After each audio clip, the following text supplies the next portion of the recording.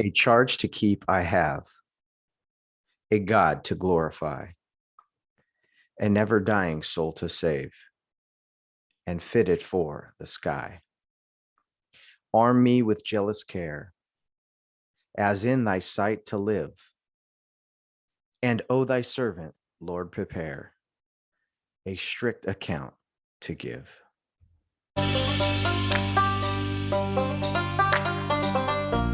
It's time to play ball. Welcome to the podcast with no limits. Whether it be sports, current events, or random thoughts, this is the place to step in and stay a while. Your host is a proud alumnus of Rio Hondo Prep, a former minor league baseball umpire, and a man with strong opinions. Welcome to the Get Home Safe podcast and your host, Matt Hersema.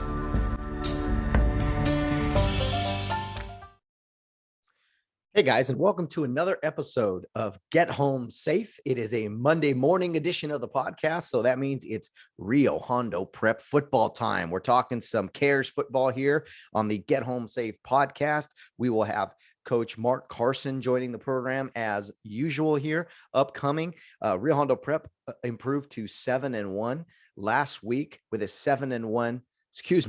It is early, guys. I tell you, I record this Sunday mornings. Anyway, try this again. Rio Hondo Prep improved to 7-1 with a 42-18 victory over Brentwood on the road. A little early start this week, 5 o'clock, little matinee, I guess you'd call it. So the Cares were victorious against the hosting Eagles on Friday evening. They outrushed Brentwood 355-33. That was the story of the game for sure. Jonathan Guerrero, we talked about him last week. He was on the show. Does it week in and week out. 206 rushing yards and 4 touchdowns. Gio Ortega, his counterpart, had a few touchdowns himself, a 95-yard kickoff return, as well as 61 yards receiving. So a very I can't say balanced attack. Jonathan did most of the damage there, but Rio Hondo Prep improves to 7-1 with another kind of a blowout victory. It got close for a second, but Rio did pull away. So a great road win, the last road game of the season for now. They will host Rancho Christian and Viewpoint in the next few weeks, and we will get to that. But today we're going to recap the game. We are going to answer some questions from some listeners, 2 voicemails, happy about that, as well as another question written in for Coach Carson that hopefully we can get to. I think Mark wants to break down a few plays, so we'll try to do that with this new computer of mine. And at the end of the episode, we're going to be joined by another senior. I know you guys have really liked this the past few weeks. We are going to be joined by Royal Young. He's an offensive lineman. He's a defensive lineman. He's on special teams. He's the man in the middle, plays center, just a force to be reckoned with. So we got one of them linemen on, my kind of guys. I love it. So we're going to talk to him about the win on Friday and just what playing, both ways for Rio Hondo Prep football means. Most guys do play both ways, but the defensive line really did have an outstanding evening at Brentwood. So I thought, what better way to honor those guys than to bring on one of the better linemen on the team in Royal Young. So can't wait to chat with him. And then Coach Carson first, of course, with some questions, but then we'll learn a little bit about one of the main men in the trenches there in Royal Young, another senior, which is something that has been a lot of fun for me the past few weeks here on the Get Home Safe podcast. So let's not burn any more daylight, I should say. Let's get into our weekly conversation, recapping the game and looking forward to the next week's opponent with head football coach Mark Carson. Well, I'm joined again by the head football coach of Rio Hondo Prep, Mark Carson. And you know what, Mark? I'm in a great mood. The Rams play today. They're 4-1. The Dodgers, well, they're at least in the NLCS. Hockey has started. Go King, go. But you know what I'm most happy about? Rio Hondo Prep is back in the win column with a 42-18 victory over Brentwood to improve to 7-1. Good morning, Mark. How are you this morning? Great, Matt. Feel the same. Echo all your sentiments there. Not a huge hockey guy, but I appreciate the shout out to hockey. And it's great that the sports world is back and everything's going. Great to get back in the win column. That loss last week had interrupted a 19-game regular season winning streak for RHP football. And I can't remember the last time we lost 2 regular season games in a row. So to get back in the win column was huge last week or Friday night. And glad to be here this morning. Thanks for having me. Yeah, man. Of course. Mark, I've been doing this podcast, a while now, over a year and a half, maybe. And, I've tried a lot of different things. I used to interview people daily when it was, when we were on lockdown mode. And then I switched to 3 days a week. And then I talked some Rio sports here and there. Still have some great interviews on Fridays that I'm excited about, but this really Monday morning podcast with the Rio football program has been special for me. And just looking at the views really on YouTube, I got to tell you, we've got ourselves a fan base, man. We're getting 120, 150 views just on YouTube alone. So this thing is growing. It seems to be popular, not just with, with the team right now that we're, your players and families and things, but it seems to be popular with the alumni. Hey, that's awesome, man. Congrats on that. And hey, you got a lot of us, you helped get a lot of us through the pandemic when you were doing those days. So I'm serious, man. Those were crazy times, and I think it meant a lot. It was a virtual gathering place for a lot of people, and it was important. And what this does, our families, the kids, obviously the players and their parents, but even their extended families, I think they think it's big time. They get to be on a podcast, and they like sending it out, and they just think it's a really cool thing. So we really appreciate it, and thank you for everyone and watches and listens and so forth. It's a blast to do. You and I've talked a long time about, how's Rio Hondo Prep got to, be a cut above people? What's an advantage? What are some different things that we can do? And promoting the program, we've always talked about that. So I feel like this is a great opportunity and a way to do it. Maybe something that not other people are doing. So we're going to keep doing this, talking with you, Mark, weekly during the season. We have another great senior on the program today, one of your top linemen, Royal Young, who had himself a nice evening on Friday. We'll get to that. So let's talk about the game first. Mark, we got questions for you. I mean, this is big time stuff here. We don't have any commercial breaks or anything, but we're getting right there. So I got all kinds of stuff to get to, some plays, but let's first kind of recap Friday night. Took your last road trip of the regular season, and you guys early start, 5:00. Take me through game day, if you will. Yeah, early start. Had to get to the west side of town, so you never know, especially on a Friday, what time you're going to get there and stuff. So we had our team meal on the bus.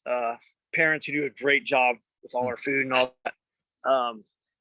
Had sack lunches and for the guys, and so they ate at lunchtime and then ate about an hour later on the bus ride. Bus ride was relatively smooth getting there. So we got there in plenty of time, able to kind of do a normal routine. Their locker room that they had for us wasn't quite ready. It was a covered volleyball courts at the, I guess that's the east end of the field. And their middle school was practicing in there. So their coach, who's a good guy, great guy, he texted me on the way over, hey, we have to figure something else out. So I'm like, hey, we were planning to dress in the bus in case we hit, Friday Armageddon traffic anyway. So, and our bus has air conditioning. So we just changed in the bus and then went down to the field and did our normal routine and got off to a great start on the game. Had a good crowd there. It was great. Beautiful campus down at Brentwood, you might imagine, and a fun place to play. You sound like a football coach, man. You got contingency plans. I like it. You've done this a long time, to cover things that just in case, right? Just in case scenarios. Just in case, and it happened. The just in case happened. So the stuff behind the scenes for sure. So no traffic. That's good. I've done that drive many times over there to West LA. Pregame food, the sack lunches. That's awesome. So Brentwood, it's been the same field a long time. Did they bring in portable lights or I saw the bleachers still weren't very, very big for our visiting fans and such, but were those portable lights or permanent lights? No, they have permanent lights, and okay. It's I think their artificial surface is 2 years old. Track around it, and then you just look on that whatever it is, east end or west end zone. You have the Getty Center looming over you. It's just really cool setting, and their campus is amazing. So yeah, they've done a good job kind of building up their football program and their facilities and stuff. So it's it was fun to play there. Yeah, it's on the backside of Jackie Robinson Field, I think, where the UCLA baseball team plays. Nice little ballpark there. If you haven't had a chance to go watch a game, that's a cool spot for a game. So Mark, 42-18. I thought, to me, offensively, it seemed like you guys were really spreading the ball around early. I mean, it felt like everyone was getting a touch. Randy was really utilizing everybody. And then, of course, as happens with most nights, Jonathan Guerrero, again, we talk about him every week. He just absolutely took over. But that the first few plays, I was like, man, Randy's really using everybody here on the offensive side of the ball. Yeah, we script those first 10 plays. And so he likes to probe the defense and show them different looks and see, how they're going to defend us. And then it's really like, all right, that's how you're going to defend us. Now this is how we're going to attack you with our run game, basically with JG. And they loaded up the box as most everyone does. And Damian had some nice throws to several different receivers, which was good, and making them pay to load the box like that. So it was really good game plan. One turnover in the second half, but other than that, it was solid. And use clock when we wanted to use clock. It was good. Typical Rio fashion, mate. You guys outrushed them 355-33. That is not a typo. That is dead on. Offensively. I mean, I saw you guys threw in a little hook and ladder in the middle of the game in a emergency situation. That was interesting. A pretty safe hook and ladder. It was like a 10-yard throw and then a little toss. But again, just keeping the defense honest, really, man, and making them respect the whole field and play the whole field. And Randy does an awesome job with that. Oh yeah, every week we've talked about that, how good of a job he does. The O-line. I mean, to me, when for the first 10 plays of a game, like scripting plays offensively, it's always been interesting to me because you have kind of what you want to do. You're probing the defense, as you say, but sometimes things don't go as planned, and you find yourself in 3rd and 10, and it's like, okay, which one of these, So it's definitely a science that I'm glad Randy's at the helm there. Yeah. Defensively, Mark, a very big night for the defensive line. You guys got pressure all night. You a lot of sacks. Let's see, 8 sacks. 6, I think. 6. Okay. Yeah. Paul Elena and Calvin Johnson led you guys defensively with 6 tackles each, and McCullough had 5.5. He seemed to be chasing the quarterback all night. Yeah. Great night on defense. They spread the ball around, did a good job. And with that, their QB, credit him for sticking in there and taking some shots. I mean, he went flying out of bounds. He literally flew when McCullough hit him on one of those 4th downs. They called a roughing the passer, even though he hit him right as he threw it. But it was credit to them. And but I thought our guys, in addition to getting pressure on the QB, they also really limited their ground game, which was almost non-existent. And my one disappointment was we didn't get a pick. I thought we had a couple times where we were right there and we just missed it, or didn't have a good enough break or whatever. But the defense did a great job as well, and did a good job getting off the field. Just really wish we would have had a few more turnovers. Yeah. And those were there for the taking. I think it was Jaden Sanchez. Jaden, I think he had a pick that he dropped. He probably got wide eyes because he only had like 9 yards to go for a touchdown. He would have walked in the end zone. Yeah, poor guy. Yeah, on that screen, he read it, did a great job, and he literally could have walked into the end zone. Yeah, Jaden's an awesome player, and there was no one more upset than himself. Himself. We saw that. Yeah, we saw that definitely. He was mad. So he'll get one next week, Jaden. You'll get it, man. I promise you. Great read though. He was great reading the ball as always.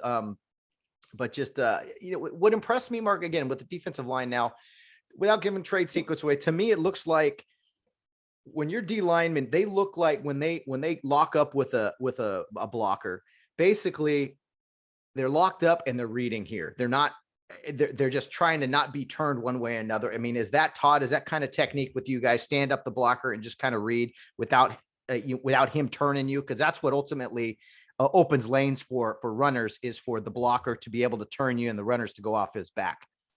Yeah, well, it depends. And it's actually kind of varies on how they're involved. If there's a linebacker blitzing with them, If there's a linebacker blitzing, we're trying to, knife through gaps, then we actually want them to get through that gap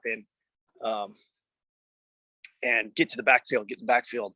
But it just depends. Obviously, they're gonna, the offense has a plan too, and and try to slow you down. And so when they do that, it's then it turns into a read situation where they're trying to get off the block and then make a play, run play, not getting too high, stay on the line of scrimmage, just run down to the line of scrimmage, as opposed to what we call fish hooking, where you get too high, then turn around and run. And so they're trained all that. Coach Corsini does a great job with these guys, and he's our D-line coach. And this is an unusually special group with our three big dudes up front who are all good size and can run. And so I would say they're the strength of our defense, our D-line this year. Definitely. Yeah, McCullough had a big night, of course, but Paul Elena does a great job in there. Royal Young, who's again on the program today. All these guys, you could tell they got a different motor, really, and you don't see that too often where you end up running by the ball as as the shotgun, that gun run kind of, as you're trying to get pressure and you end up running right by it, fish hooking, as you would say. So Royal's going to be on the program later. What can you tell me about him, and what do you think of his performance? Yeah, he had a great night. I think we're going to break down one of his sacks later. Great night, great guy, super intelligent. Is a 4.0, 3.9 range type student, and comes from a great family, and just a lot of fun to coach. He's all about it, and he's super humble, but he loves playing it. It's like, I remember him coming off the bus or coming out of the locker room multiple times this year even, and is saying, man, that's so much fun. It's so much fun. And he's just having so much fun out there. And so it's really fun to see that from a guy, he plays O-line. He's our center as well. And so he's right in the middle of the action. And for a guy to play O-line and D-line, think about it, you're getting hit or hitting every play. And, 100 plus plays in a game. Think about the toll that takes on you. You got to be tough mentally, obviously, and then physically and mentally, obviously. Yeah, definitely. I can't wait to chat with him. It should be fun. Another great, one of your great seniors on the team. There's been a few, and it's been fun chatting with these guys every week. Mark, the elephant in the room is the penalties. Now, look, as a former official, I can speak on this because I have some experience in officiating, and I watch the officials very closely. So we're not here to talk about the officiating necessarily, but Mark, 17 penalties. Now, if we want to take away some really bad calls, which there were, and I will say there were, that still is double digits in penalties, and it's still a problem. That's a problem. We're averaging, we average 5.5 a game, and so to get 17 is just ridiculous, and that's 100% on us. The false starts, that's not the official's fault. Or encroachment penalties, that's not the official's fault. Fourth and 4, Mark. I know you guys were at 4th and 4 and you go offside. Yeah. I mean, that can't happen. Yeah, it can't happen. And penalties of aggression, when you're the more aggressive team, sometimes you're going to get some, and you got to live with that. But the undisciplined penalties is something that we're going to make a point of, obviously, when we get together for film on Monday after school, and the guys get it. And to win, play championship football, you got to be clean, penalty wise, knowing that you're going to get some penalties of aggression. That's going to happen. Yep.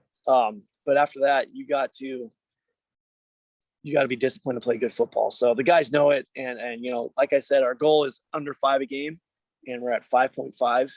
And that's unfortunately, this is going to bump our average way up. So, I mean, it can't always be. You can't always have the excuse. Oh, the refs were bad. You can't always have that excuse. I mean, I will say that especially the past few weeks, yes, it has been bad. And guess what? It's going to be officiating is not going to be solid all year. There's a shortage of guys. I've talked about that. And anyway, not your word. Those are mine. But it's the guys have to understand that. I'm glad that that you're telling them that they can't just be, oh, the refs are bad. It's like, no, we got to control what we can control. Exactly. Yeah, we don't. Yeah. And we got to make it good or bad that you can't leave the game in the officials' hands no matter what. You know, you can't expect them to make a call for you when it's on the line or against, you know, it's they're neutral. They're going to just do what they do. And then we got to make sure we're doing everything we can control and taking care of business.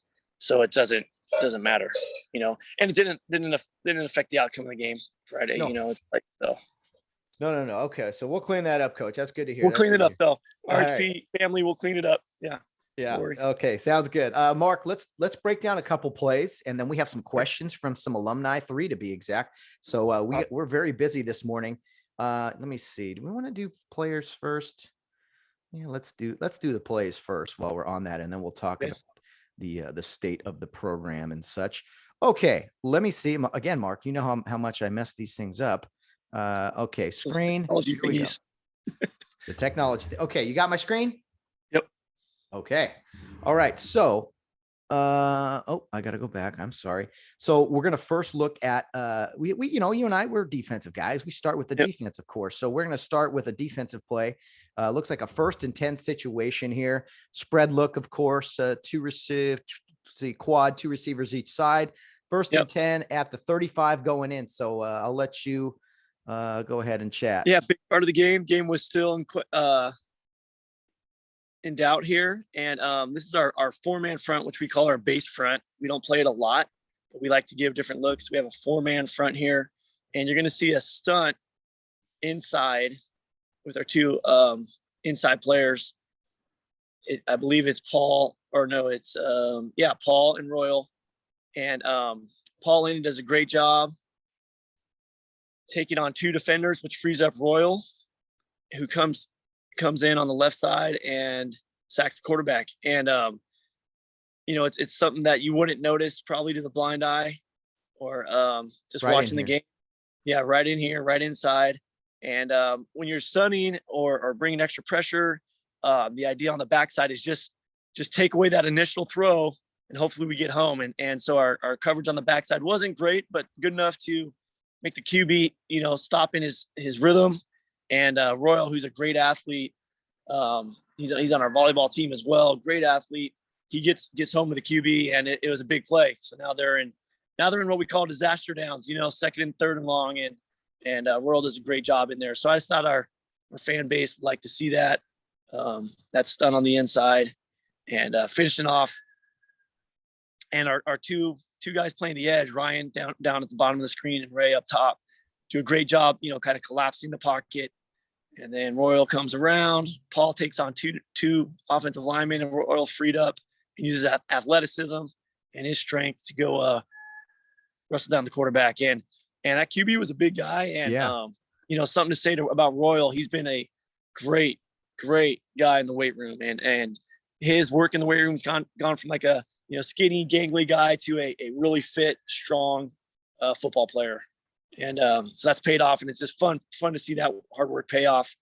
And that technique and the execution of that stunt is something that, again, go to credit those guys and Coach Corsini, who works with the D-line, and get some executing. Well, Mark, Paul Elena does an outstanding job here because you're expecting him to get 2 guys. I would argue he might have 3. He takes 3 blockers here. Yeah. It's 3 guys on him, and no one picks up Royal. So Paul Elena, I mean, Royal, you need to buy your man a soda or something here because Paul Elena 1, 2, and then the 3rd guy can't get around to get to Royal. I mean, just perfect execution there on the middle stunt. So great job there, fellas. Paul Elena, outstanding play. And Royal, that's a big time tackle, Mark. So yeah, great play. Design there. What would you call that? Just a middle stunt, or do you have a special name for it? You know, we have a special name. So every player on the field has a letter, right? Okay. And so those 2 players are E and N, and so our stunt there is a knee stunt. That's it. Okay, you know, it's simple, but yeah, we single in a knee. And does it? Do you mix up who goes first, or they kind of decide that, communicate that? Yeah, they communicate that. They communicate that based on their feel and who they think can get home. And yeah, so we sometimes we give a little autonomy to the players and let them kind of figure that out. And they like that. And it had to happen there. I mean, he had a receiver here in the flat kind of they motioned to that side, so it ended up being trips. And looks like you guys are in a zone there. Didn't go with bump out with the motion, but it wouldn't have gone for much. The coverage is there. If he can't throw here. He can't really throw here unless he, and you got what I like is all the secondary guys. Eyes are in the backfield. It looks like no, really, really well executed play there. Okay, let's go to the offensive side of the ball, Mr. Jonathan Guerrero. We might even look at both of these plays. He really, again, had a great evening. Of course, it's just, I feel like we keep repeating ourselves, stuff, but kind of a new play here that I haven't really seen this season. Some RHP fans might remember this play from the similar play, I should say, from the 2004 championship game, a fourth down play that those Bobcats stopped us. That we didn't get in. Yeah, you're right. If only their corner would have followed the motion like this guy does. Yeah. My brother Sam was a left tackle. He hates this play because it makes the lineman look bad. You got to kind of fake out the guy. Anyway, what do we have here? I didn't see. Okay, down and distance. Okay, like a 1st and 10 at about the 30-yard line going in. So, I drew something. Yep, duck 39. And so we're motioning across with Gio, which draws. You see that defender on him kind of looks in no man's land, like, what do I do? What do I do? And something that we hadn't shown a lot of, so they didn't have ready for their scout preparing for it. And tackle does a great job getting outside. Or that's Calvin, the tight end, gets outside. We fake the run to the right. And even our fullback goes to the right. So this is naked, man. JG's out there by himself just with the tight end. Calvin pulling around, but all the action's going to the right. Good fake there. And then a beautiful toss in stride to Jonathan, who gets the edge. And then Jonathan does what Jonathan does. You give him the edge, you're in trouble. Calvin with a great job blocking here. And Jonathan cuts back. But if you want to watch it again, just watch the defender on this side who looks totally lost. And that's all scheme. That's all Randy, our OC. And Dave Drain, by the way, who assists with the offense, does a great job as well, helping with our scheme and blocking. You see that corner who's on Gio, and he goes, and he's literally, you can almost get inside his helmet, like shaking his head. What do I do? What do I do? What do I do? And then, too late. And he was a fast player, but he could not get there. And then JG cuts back and scores. No, over here. Yeah. But excellent effort from Calvin Johnson blocking downfield. And what's interesting here, Mark, is that, JG finishes runs better than anybody, but you're seeing these concepts a lot at other levels of football. Is this whole concept of, you guys do it a lot of misdirection with motion and everything. You really, if you manipulate the eyes of the linebackers, it frees them makes them freeze for just a second. It's almost like another block. So you got the motion here. All the action is to the right. And then you got to pitch out to the left. And as you mentioned with Damian on this play, as a former quarterback, this is not an easy pitch because your kind of momentum is going the other way, and then you got to flip it out. Right. Yeah. It's the ball handling is not easy. And, but yeah, you freeze the linebackers for a second or half a second. And with JG's speed, and we're so close to the line of scrimmage already, it's too late. And they're not even in the picture, the linebackers.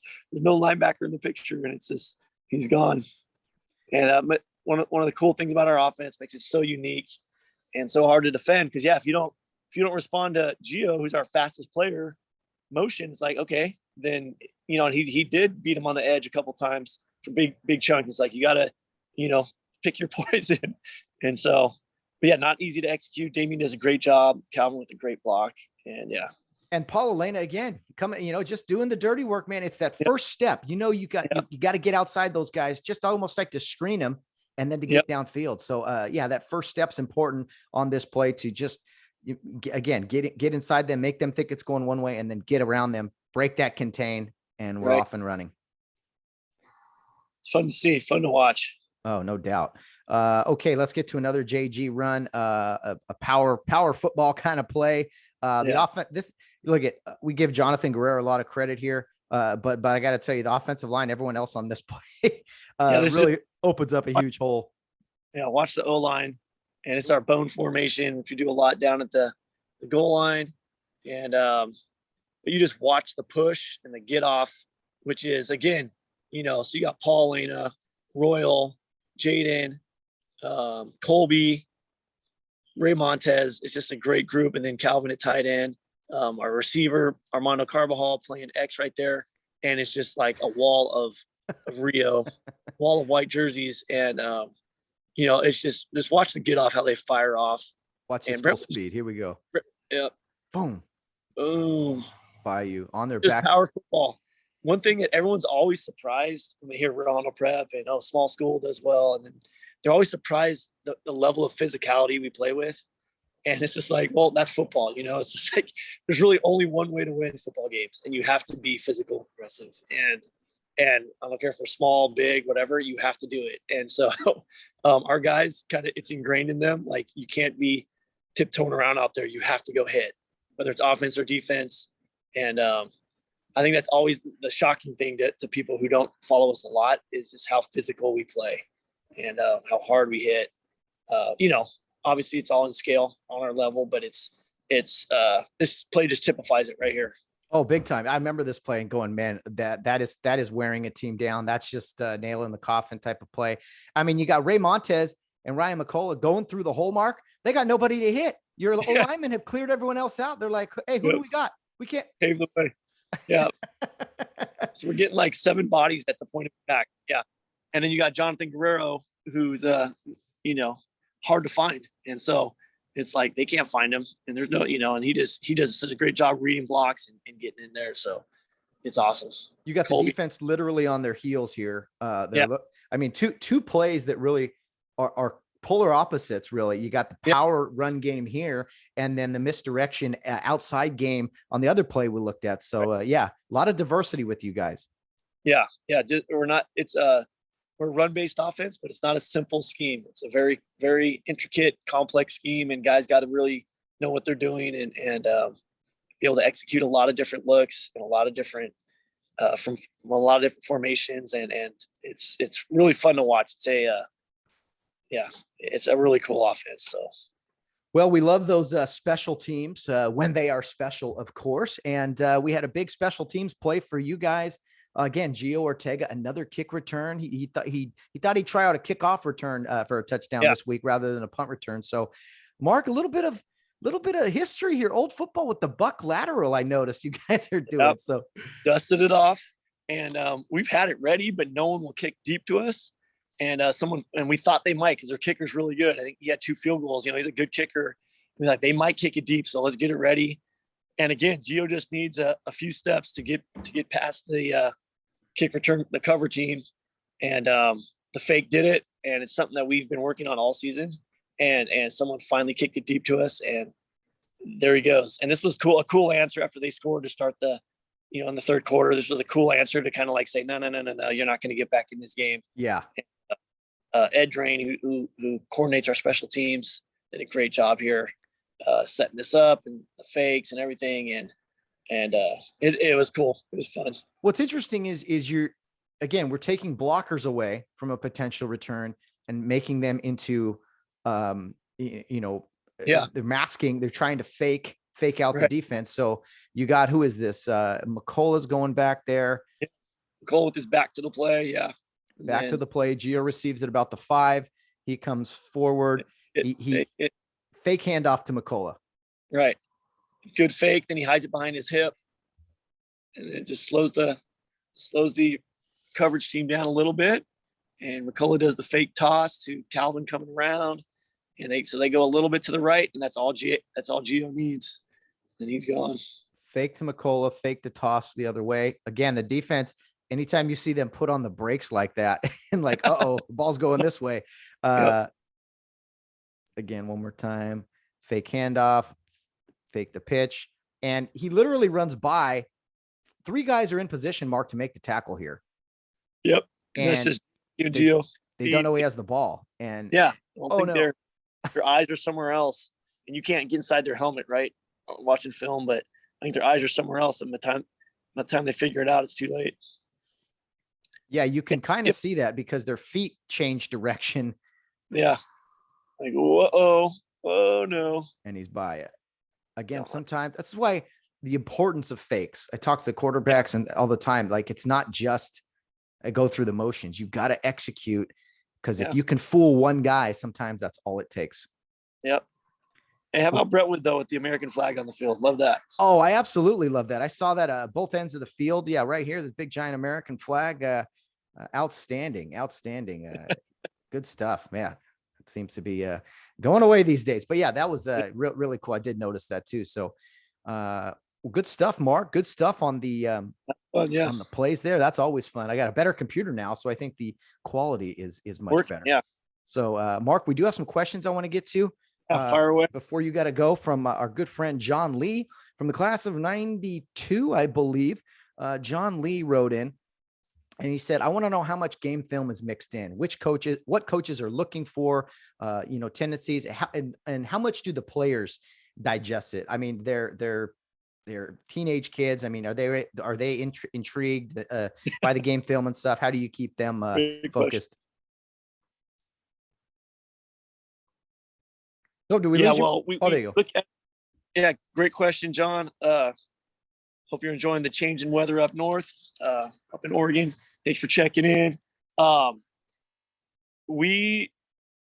would say they'll watch it, but we take it on as coaches of our job to break it down for them. And so if a guy really wants to dive in and sit and watch a bunch of film, we got our team room set up now, and it's great. They can do that at lunchtime, and they do. But as far as deep dive into it, it's on the coaches, and we try to break it down for them, because they got a lot going on, and we try to make it simple for them. This is what to look for. This is how they're gonna scheme us. This is how they're gonna block us. Try to block us on offense. Scheme us on defense. These are their best plays, and then we prepare off that a scouting report for them, so they can kind of just thumb through that, and we might highlight a few plays on film just to show them, but it's really the coaches doing most of it on that, and just kind of getting the important points, the key points to the guys, because they're not going to remember it anyway. And so they're just getting them the key important plays and the key important points that we need to focus on for the week.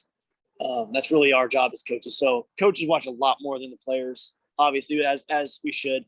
And but the guys do a good job picking up the points that we need to do in general.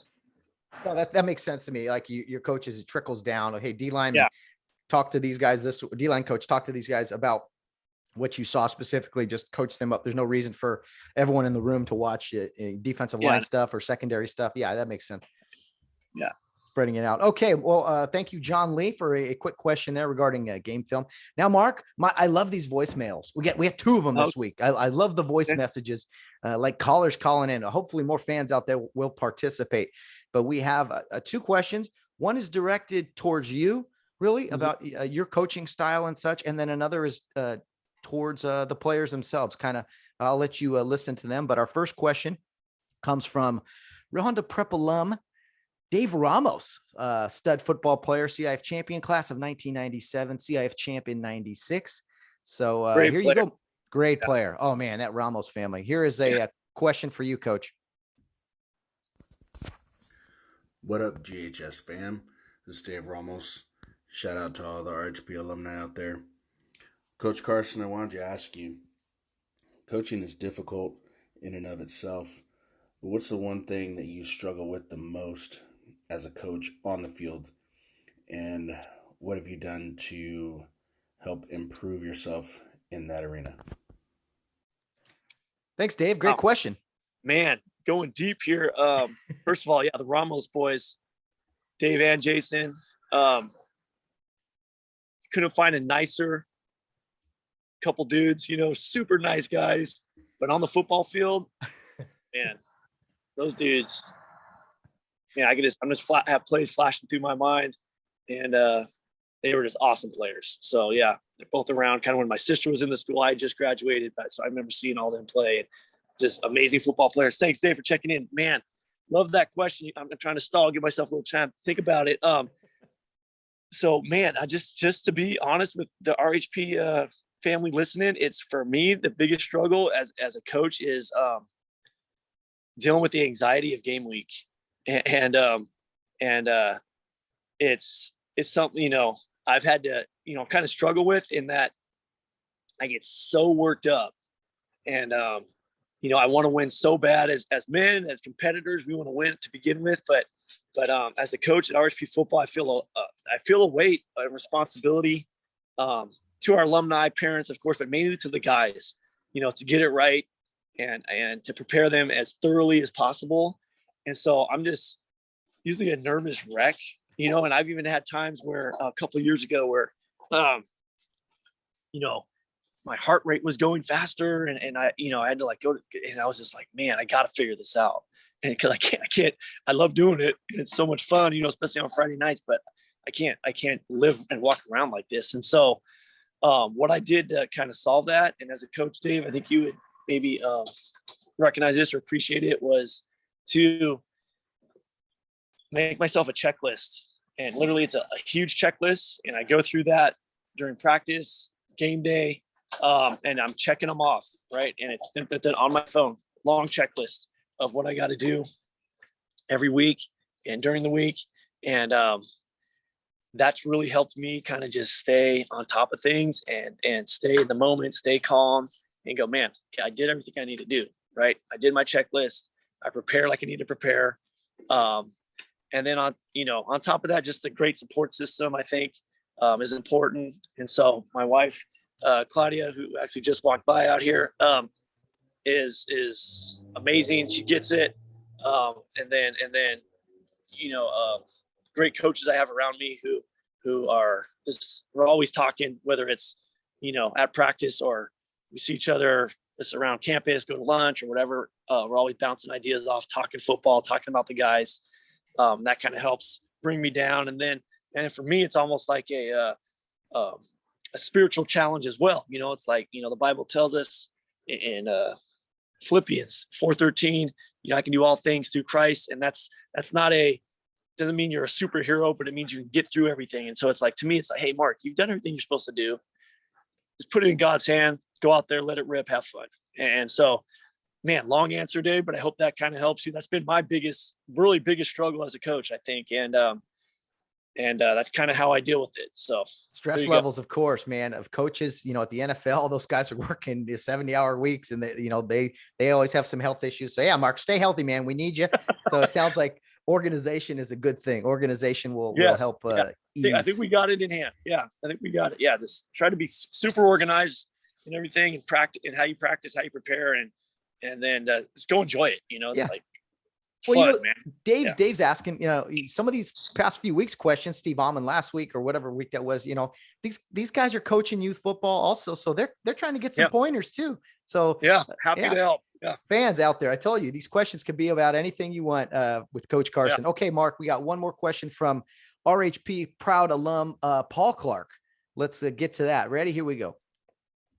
Such as Greg Boinder, Norm let's start Schultz, that over. I knew it couldn't go perfect. There we go.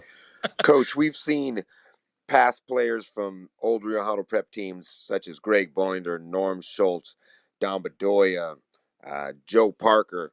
We've seen players that have that Rio Hondo Prep factor, that next level mentality out there on the football field. Who would you say best compares to one of those players from this year's roster? Great question, Paul. I'm assuming, to me, maybe you took it another way, Mark, but to me, it's like, think of Rio Hondo Prep football. Man, that's a Rio Hondo Prep football player. You might have a long list of guys here, but anyway, your answer. Well, our goal is to ingrain in all our guys. By the time they're seniors, they have that it factor. Whether we do that or not, I'm not sure, but I think we do a pretty good job. But I think it's a lot of our guys would have it, and it's something they're carrying, the tradition and of all the great teams, all the great players. PC was one of those. He had it. Thanks, PC, for the question. So I think all our guys feel that, and it's a good way. It's a good pressure of expectations that they got to go perform. They got to represent the great lineage of RHP football, and it's really, I think it comes down to toughness, man. I think that's what you're talking about, just being tough. And that's something that we hope coming through our program that they have it. And you don't want to let your teammates down. You're going to play super hard. You're going to stay on the field as long as you can. You're going to stay in the fight as long as you can. And that's what I think typifies the it factor. So many of our guys this year, if I have to pick one, I would say Calvin Johnson, who is not the biggest guy. He's not really fast, not necessarily super athletic, but he's an awesome football player, and he's total team guy, has worked really hard to make himself a good player and do whatever it takes. And you can 100% rely on him. And to me, that's one of the great character traits of RHP football players now and in the past, going all the way back. And as they carry it through their adult life, it's like you can rely on them. And, I think that's kind of lost nowadays. But I think as alums ourselves, we know we can rely on each other. And that is something that is so valuable. And I think that's the RHP it factor. You can rely on this guy 100%. And I think that's the coolest thing, all those names you mentioned. And I'm sure they've carried it forward into their adult lives. And I think it's really cool. Well, if you're not ready to strap on a helmet right now, like I am, something's wrong with you, man. That was great stuff, Mark. I'm ready to go if you need me, but that's great answer. Absolutely. Calvin Johnson was on the show last week and a lot of fun, or 2 weeks ago, chatting with him.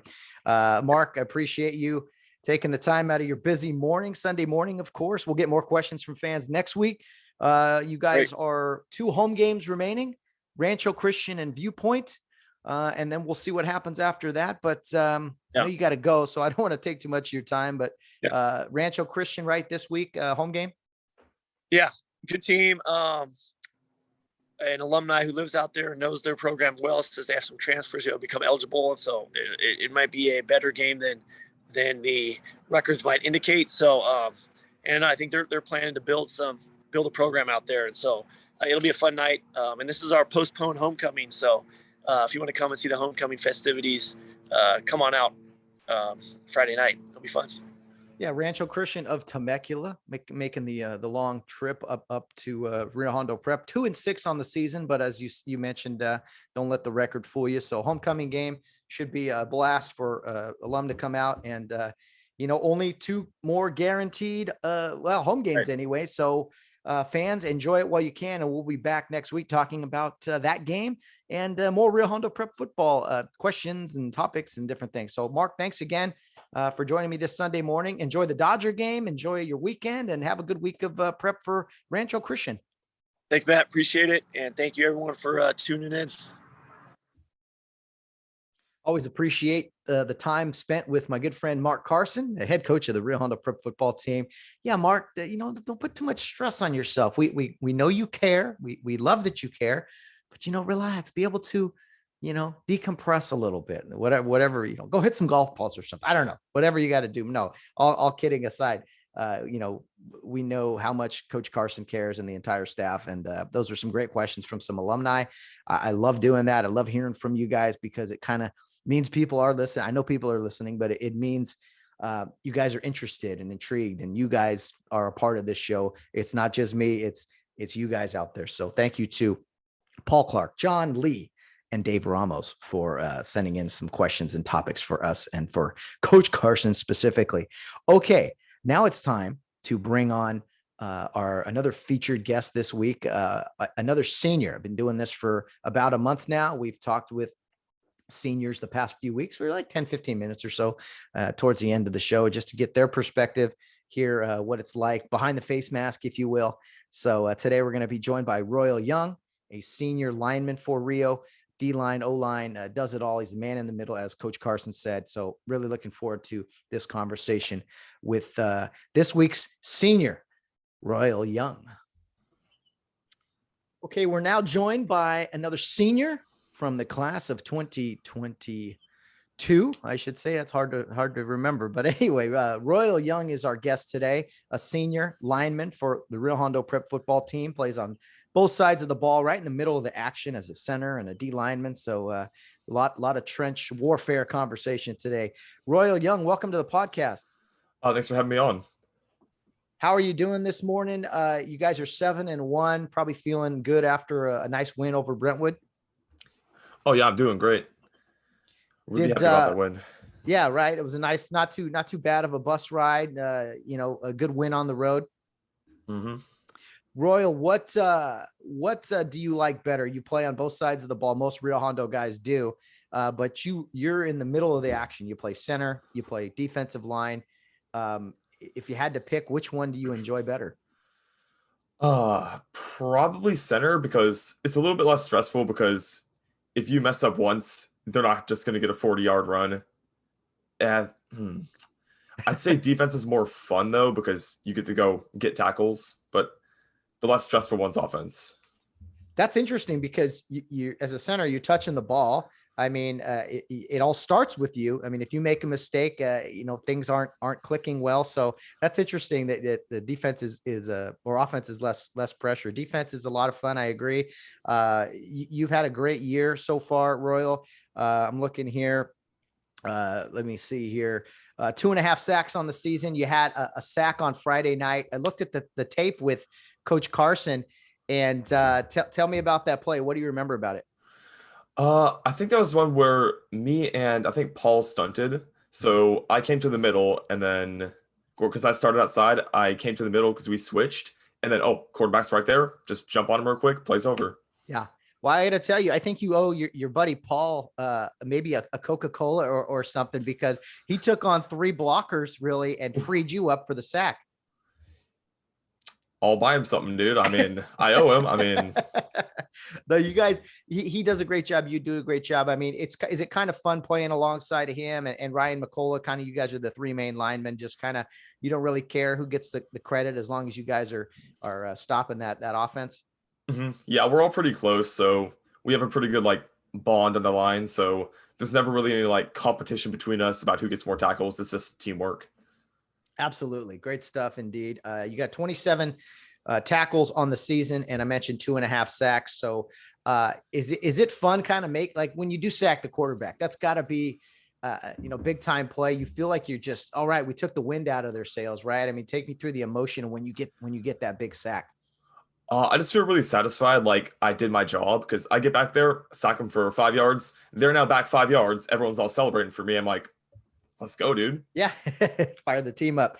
Now on the offensive side of the ball, you're the center and a great offensive line. You guys really, you make it look easy for Jonathan Guerrero, for Gio Ortega. You open up some huge holes. They get all the press clippings and everything, but it's really you guys up front who do the damage, and then JG just carves them up. Does he ever, do those running backs, they give you guys plenty of love? Those linemen, do you guys feel appreciated? Oh yeah, they definitely do. Sometimes they'll get back to the huddle and be like, oh, great block and no line. I'm like, that was me. Let's go. So yeah, they definitely give us the credit. So there was a play late in the game. I think it was a bone. Coach said it was a bone formation, just a power run to the right, maybe a blast. I'm not sure the exact phrase of terminology, but you guys just absolutely dominated the Brentwood's defensive line and the defenders there. The O-line just huge surge, knocked them all into the end zone. Jonathan just walked in. I mean, that had to feel good, right? Oh, it feels great. You just feel like you did your job perfectly and you score for it. It's a great feeling. Total domination. Now being in the middle of the action, being the center, being the D lineman, I mean, you're getting hit every play, you're hitting every play. I mean, do you like that physicality? You like having that kind of constant action, constant hitting? Yeah, I do. It's really enjoyable. That's kind of what football is to me. That's kind of what I've always been doing, O-line, D-line. So that's kind of what I enjoy about football. Yes, absolutely. And I like about football is that the fact that you can go out there and be physical, and unleash those tendencies and such. You can't do that in real life. You got to play football to do that. So that is cool to hear. I want to ask. Well, before I ask you another question, I got to tell you, Royal, I've watched you a lot on film, and where you stand out is not just physically inside and making the tough plays, but there's some extra effort there, whether it's chasing the quarterback, whether it's running after the ball, just extra effort that even when you guys give up a big play, I mean, it's guys like you who are running down the field, running to the football. Is that something that Coach Carson is constantly preaching to you guys? Yeah, he is. And also it's just kind of something I just think of myself. Like if I run with the runner, there might be a chance I could just get my arm out and stop another tackler from getting to him. Or if I'm chasing the guy from behind on defense, he might cut back and I can hit him. So yeah, that's kind of my mindset there. you know, you can't go wrong hustling. I mean, if you hustle, you put an effort on a play. At the end of every play, you shouldn't have to ask yourself, did I give my best on that play? Did I put my most effort in it? You always do. And it definitely shows on film. So keep up the great work there. Royal, did you play in Cary Youth League, and who were some of your coaches? When did you start Cary Youth League? Okay, I started back in first grade. My first few coaches were Pete Clark, Mr. Johnson, Rick Johnson. Let's see who else. Mr. Hanna, Ryan Horton. Those are the first few I can remember. Nice. And did you fall in love with football right away, playing in Cary Youth League as a young kid? Not right away. I wasn't super good at it at first. I was kind of shy from hitting. Mm-hmm. So it took maybe a year or two, but then I started liking it. So what changed? What made you kind of realize, hey man, this game of football is actually pretty fun? When I got better at it, mostly. I think just when I started getting used to hitting, once I found my niche, when I started playing center, that's just when I started getting used to it, and that's when I started liking it. So nice, very nice. Well, you talked about some great coaches there in Cary Youth League. You know, some great leaders for sure. One coach in particular that you work with a lot, or works with you, I should say, is Coach AJ Corsini. AJ was 2 years younger than me, an outstanding football player, just in the middle of the action, kind of an undersized, tough guy, just incredible football player. And now as a coach, he coaches the D-line mostly. You know, he brings a certain energy to you guys. I feel like he's always screaming his head off. What's it like playing for Coach Corsini? It's pretty fun. He's a good coach, and he's got a lot of intensity though. Like if you mess up, you're going to hear about it. But I think in general, he's a good coach. He's fun to play with. But if you do well, you're also going to hear some high praise from him. I got to imagine maybe a chest bump or something too. Yeah, for sure. He also gets really hyped when you do something well. So that kind of balances out. Right. High energy guy for sure. I mean, yeah, he pushes you guys. You can see it because the game really is won in the trenches. You can have all the touchdowns and fancy runs and, you know, interceptions, but it all starts in the middle. And I think Coach Corsini knows that, and he's going to get the very best effort from you guys because, yeah, and I've seen him, you know, get knocked around too, doing those fancy chest bumps or whatever he does. So he goes flying. So he's a fun guy to play for, I got to imagine. Royal, talk to me about your group of seniors. You guys have an outstanding group of guys. A few of them have been on this podcast already. You guys have played together a long time. What is it like playing with the senior class of 2022? It's really good actually, because I've known a lot of these people for like over 10 years. So it's been a long time, and it's really great finally all coming together to play varsity football, because most of us played in cares and we were on different teams all the time though. So it's really cool finally seeing our class come together, play varsity football together, and hopefully taking home a dub. So nice. It's been great. When you guys were kids kind of growing up playing on different teams, and then even in junior high, you played on the same team. I mean, was it fun kind of looking up to the Rio Hondo Prep football program and thinking, man, one day we'll be there? Yeah, it was. Like I go to the games and be like, wow, that's going to be me sometime. And yeah. It was. So who do you remember looking up to any players when you were maybe a junior high kid or something, and looking at some players on the varsity team and going like, man, that guy is fun to watch?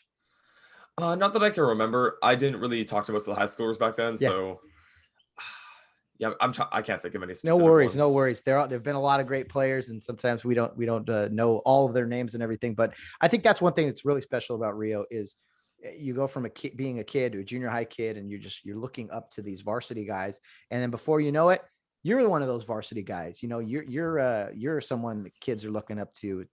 Do you coach in the Cary Youth League program, Royal? Coach a youth team? Yeah, I've been coaching since 7th grade, I think. Right now I'm coaching 5th and 6th graders.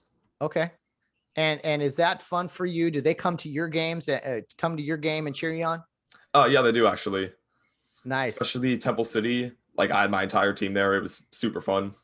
Oh, that's awesome. And it's got to be a blast to play. It's fun to play every week, but when the boys you coach are at the game watching you, I mean, that's got to give you a little extra juice, a little extra energy, right? Oh, for sure. Like I'll hear them yell my name on the sideline. I'm like, okay, this sack's for you, I guess. Yeah. because they're watching closely, Royal. They're watching, they're saying, Coach Royal tells us these things, tells us to do these things. Let's see if he's going to do it. Right. Yeah, for sure. I'm just trying to make sure all my form is right because I tell them to get on this stuff all the time. So yeah. Holding you accountable. That's great stuff. Well, those kids one day will be playing Rio Hondo Prep football, and they'll have someone looking up to them. It's the cycle that is RHP football. What has it meant to you, Royal, now that you're a senior, to play? I mean, there's other sports we know. There's other things at Rio Hondo to do, electives and things, but football's always been special. What's it meant to you to play Rio Hondo Prep football? let me think about that. I don't know. I feel like it's like the culmination of my entire life playing football because I've been playing for like 10 years since second grade, I think. And it's just really satisfying finally, again, coming in and playing a full season of varsity football. And that just means a lot to me because it's been something I've been doing for a long time, kind of preparing for this almost, Very, very well said. And you're right. I mean, after, last year, you guys had the shortened season. So I definitely see a different attitude with you guys this year, not taking it for granted, going out there and enjoying every single game because last year was so disappointing with the shortened season. So a few more games left to play, hopefully a few more after that. We'll see what happens. But Royal, when high school is done for you in the spring, I always ask the seniors this, like, what are some of the things you're thinking after high school as you go out into the crazy world of life? Okay, so just going to go to college. I think I'm going to start at Rio Hondo Community College because there's a program I want to do there for engineering. So that's my plan. And then I plan to transfer out after 2 years. And I have no idea what's going to happen after that, honestly. Just winging it. Yeah. Hey, you got time, man. You got some time. That's cool. Sounds like you got a good starting point. You want to study, what'd you say, engineering? Yeah. Okay. Good for you. Any thoughts on a career or anything like that?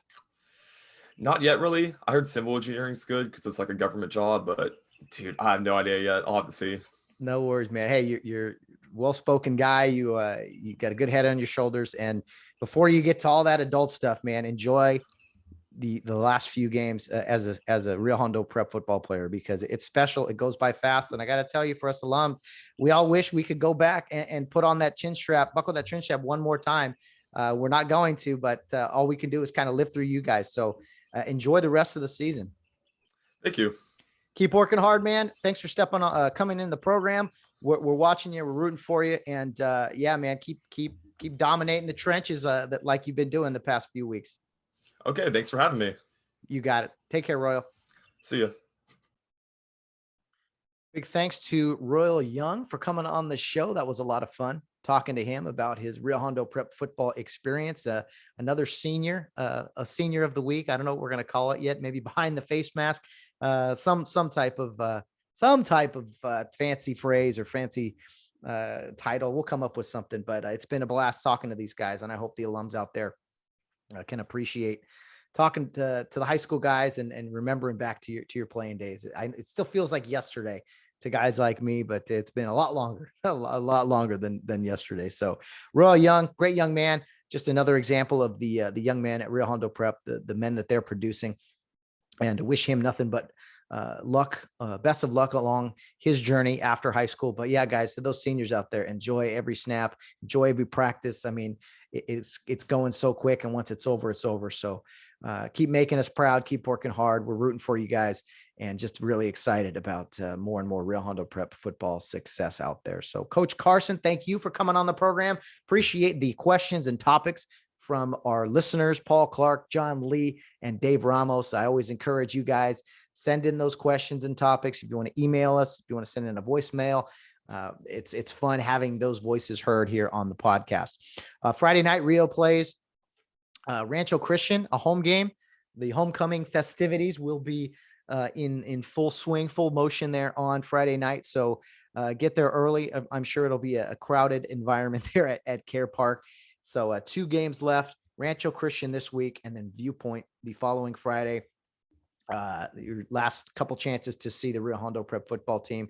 We have our fingers crossed for a playoff berth. We'll see what happens on the selection Sunday after the final game of the season, and we will be podcasting, broadcasting, all of that as it happens in real time. So I will keep you guys posted of those things, but we'll be back next Monday for, again, a fun conversation with head coach Mark Carson, recapping the game and also previewing the upcoming game and just talking about the Rio Hondo Prep football program. That's what we do here on Mondays on the Get Home Safe podcast.